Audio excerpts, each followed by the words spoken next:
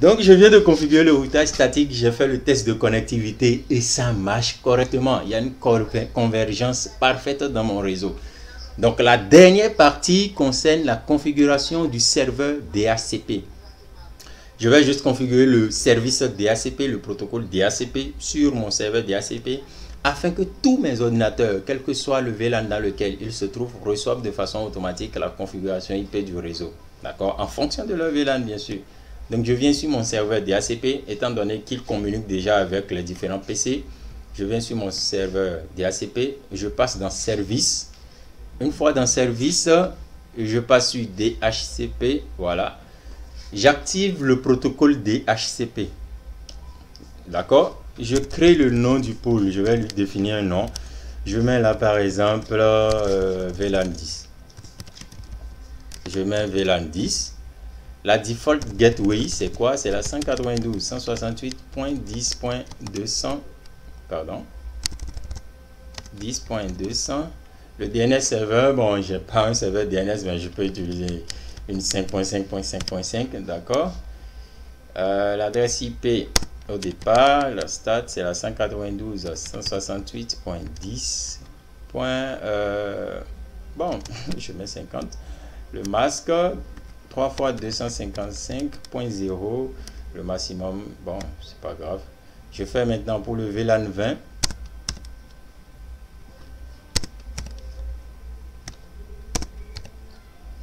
Voilà. Je fais pour le VLAN 30.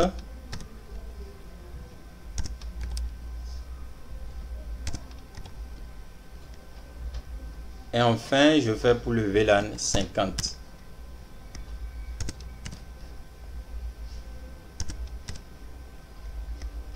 Voilà. Donc, qu'est-ce que j'ai fait? Je viens de créer le pool DHCP, de définir la passerelle par défaut, le serveur DNS et les adresses hautes utilisables au niveau de chaque VLAN, en fonction du, au niveau du service DHCP, en fonction du VLAN donné. D'accord? C'est ce que je viens de faire. Maintenant, je vais vérifier au niveau de mes ordinateurs, est-ce qu'ils arrivent à recevoir la configuration IP du réseau de façon automatique. Là, je viens sur configuration IP, je coche DHCP. DHCP. J'attends. Je vois que ça ne marche pas. Ça ne marcherait pas simplement. Ça ne marcherait pas parce qu'il y a... Voilà, ça ne marche pas. Il y a une dernière commande que nous allons ajouter. Le serveur DHCP est dans un réseau local différent, d'accord, du réseau dans lequel se trouvent les équipements qui veulent recevoir de façon automatique la configuration IP du réseau. D'accord? Si le serveur DHCP était dans le réseau, dans ce réseau local avec eux, c'est facile. Ils vont recevoir automatiquement, sans aucune autre configuration. Mais le fait qu'il soit dans un autre réseau, d'accord, ça pose problème. D'où nous devrons configurer le IP Helper Address.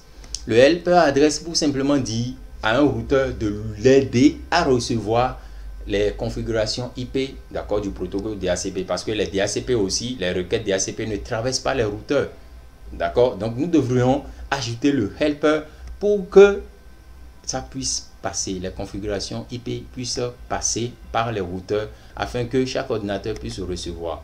Maintenant à ce niveau, je viens juste sur mon routeur R1, d'accord.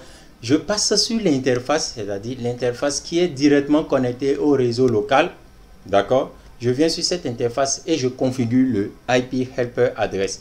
Donc sur mon routeur R1, d'accord, j'utilise là, je fais interface interface giga 0/0.10, d'accord, parce que c'est la sous-interface qui va vers le réseau 10, d'accord. J'utilise la commande IP Helper Address, la 10.0.0.10 qui n'est rien d'autre que l'adresse IP du serveur DHCP. Donc dès que je fais ça, je viens sur mon ordinateur, le qui ne recevait pas d'adresse IP, pas DHCP, là automatiquement il a reçu. Automatiquement il a reçu, d'accord. Quand je viens sur mon deuxième ordinateur, je mets pardon, statique. Là, ça ne marcherait pas. Pourquoi ça ne marcherait pas? Parce que l'IP Helper Address n'est pas encore configuré sur sa sous-interface. Donc, je viens juste sur la sous-interface 0/0.20.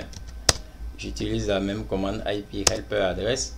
sur la sous-interface 0.30, IP helper adresse, sous-interface 0/0.50, IP helper adresse la 10.0.0.10. Du coup, tous mes ordinateurs peuvent recevoir de façon automatique la configuration IP du réseau. Voilà. Rapidement, ils peuvent tous recevoir la configuration IP du réseau de façon automatique, d'accord, à partir du protocole DHCP, tous en fonction du VLAN dans lequel ils sont.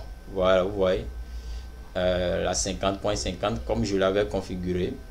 Vous voyez, la start 10.50, ils vont tous commencer par la 50 aussi là, tous la 50, d'accord, tous la 50. Donc le DNS, l'adresse de la passerelle.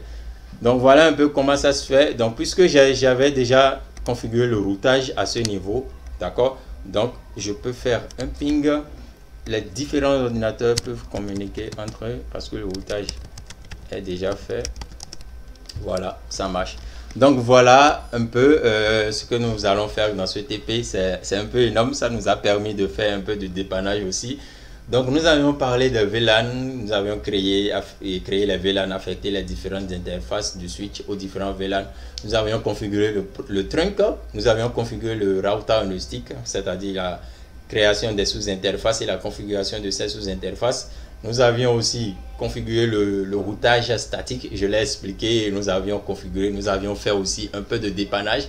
Nous avions configuré un serveur DHCP, en particulier le protocole DHCP, pour permettre aux ordinateurs de recevoir de façon automatique la configuration IP du réseau en fonction du VLAN dans lequel il se trouve.